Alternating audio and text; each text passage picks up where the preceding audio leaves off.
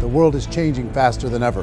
What used to take decades is now taking years or even months. What you see right now is the illusion that people have had for many decades about the workplace being this secure place to work the rest of your life. For the first time in the history of our nation, our children will not do as well as us. We've seen our friends get laid off, we've been laid off, we've had our pay cut. People are overworked and underpaid. They seem to have less time and less freedom.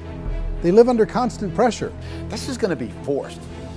And so even if your employer loves you, they may have to cut you. There's something wrong that on Monday morning, the heart attack rate increases by 35%. Technology is accelerating, job security is declining. It just doesn't seem like the old models of making a living are as reliable as they used to be.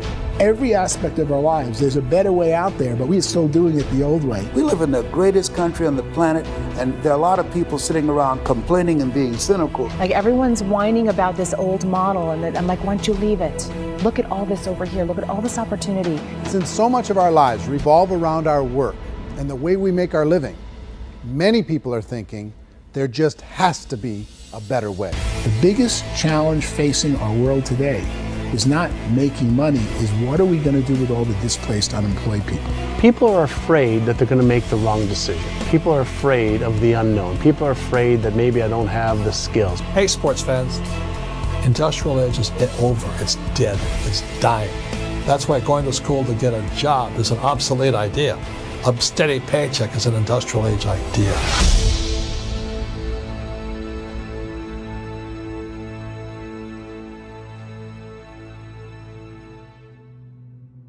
In our search for a better way to make a living, we've come to the conclusion that becoming an entrepreneur is actually safer than being an employee.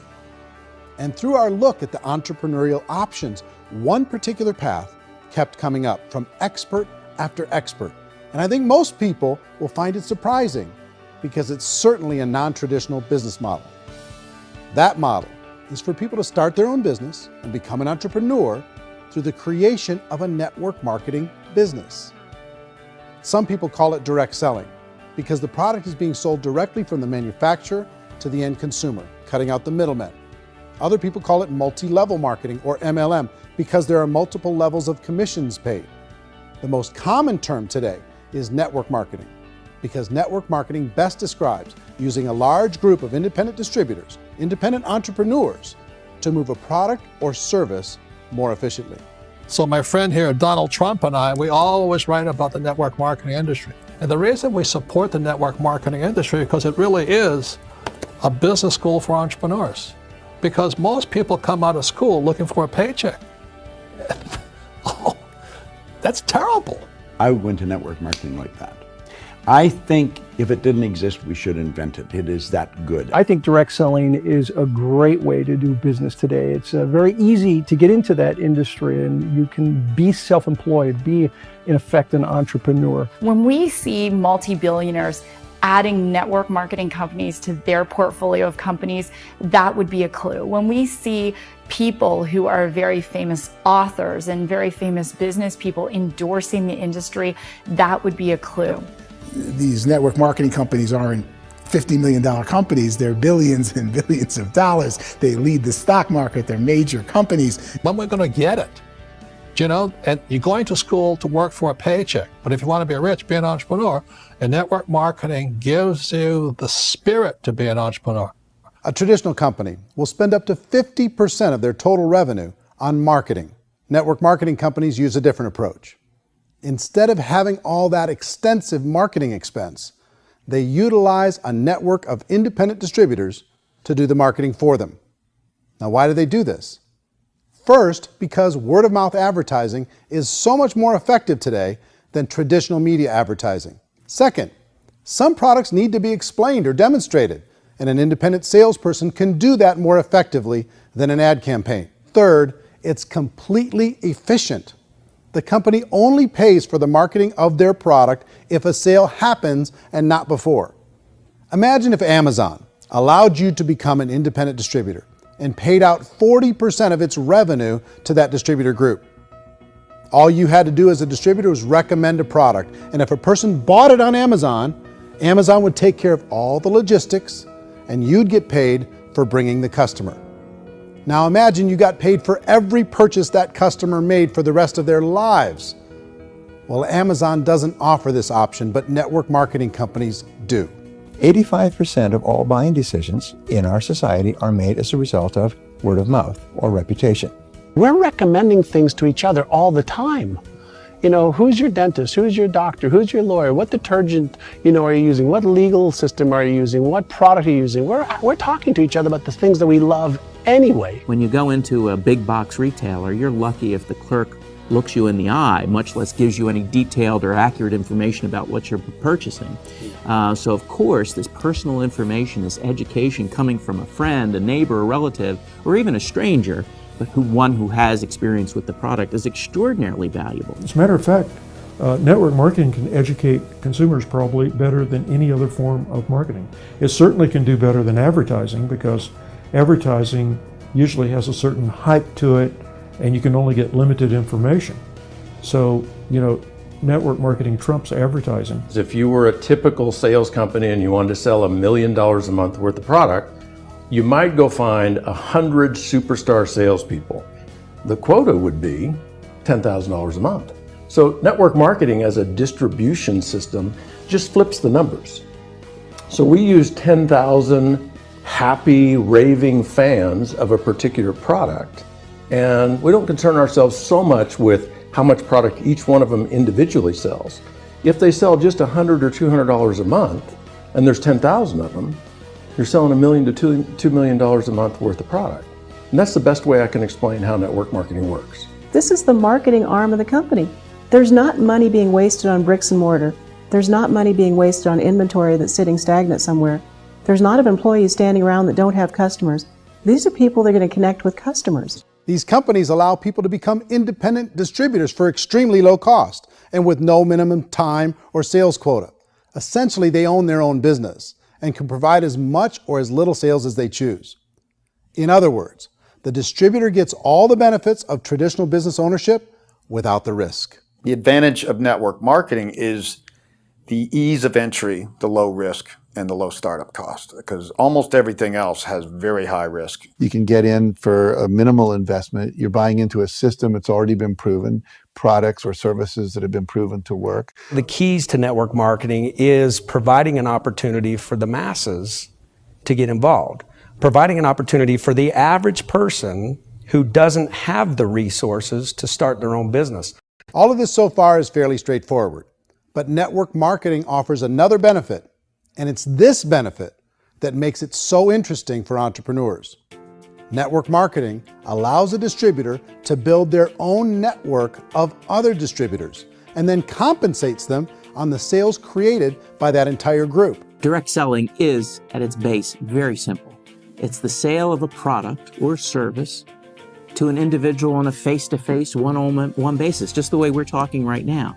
But there's an important element as well, and that's the offering in conjunction with that sale of product, the offering of an opportunity for someone to make something of themselves. No matter what your social status is, no matter what language that you speak, I mean, look how many unbelievable people are becoming successful that speak every kind of language out there. What an awesome gift to give the world. Instead of having to work your way up in a system and prove that you could be a sales manager, they just decided everybody can be a sales manager. Everybody gets to build a sales team from day one.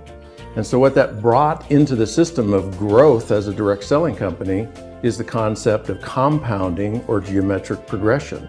Because now you can actually grow sales force very quickly because everybody is enrolling people in their own sales force. People who are like, oh, this is weird, I'm building a sales team, or what do you think you do at a regular company? How do you think a regular company works? Network marketing is the only industry that doesn't say your past determines your future.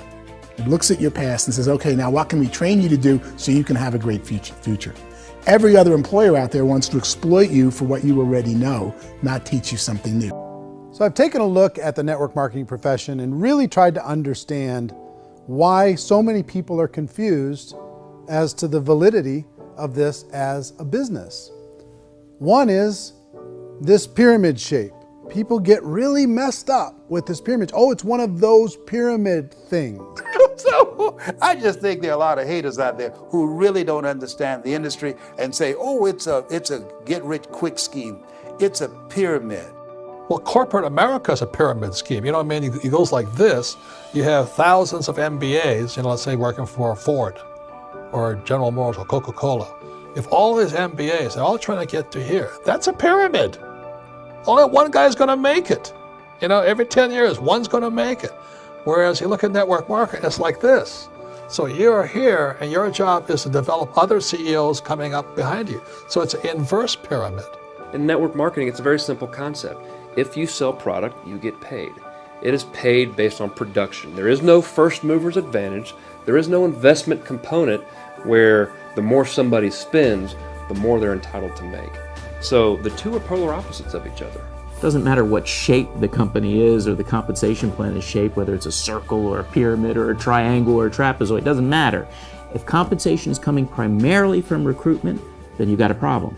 On the other hand, if an operation is basing their compensation to participants on the basis of sales, even when those sales are generated by people you've recruited, well, then you're a perfectly legitimate enterprise. That's the legal test, it's the practical test.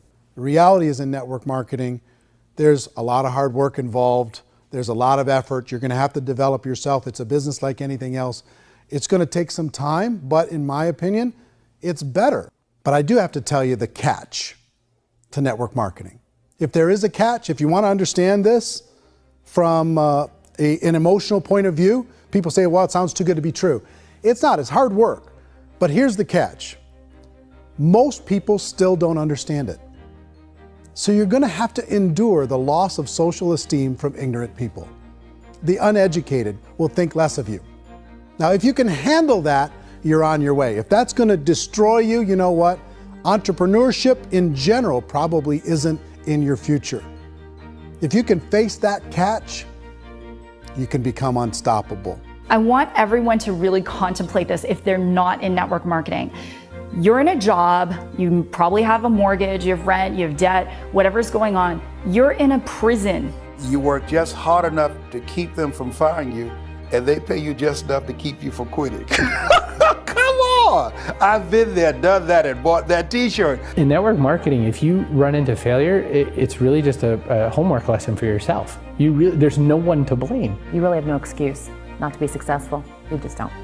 People don't want to hear that, but there's so much available to you. If you want to be a good network marketer, be a student to the people above you, be a fellow traveler to the people on the same level, and be a teacher to those below, and know when it's appropriate to do which. People who are not afraid of asking people to buy things, or not afraid of persuading people with a chance they may say no, these people own the future. Nothing happens until something moves. So you got to go move, you got to go do something, or nothing's going to change in your life.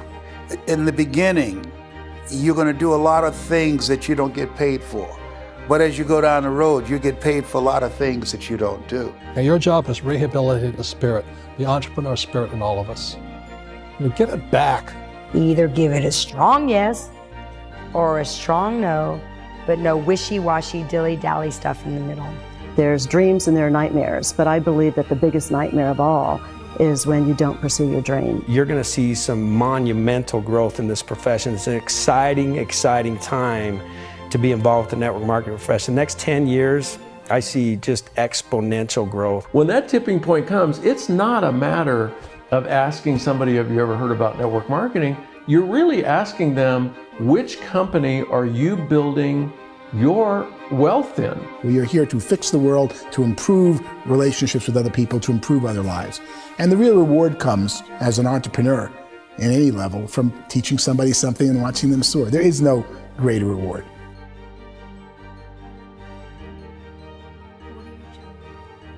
Life's too short to spend it living someone else's dream instead of your own.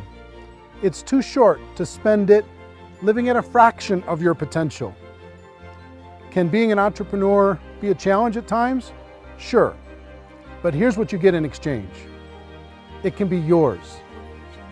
Something that you built, something that you created, something that you made happen.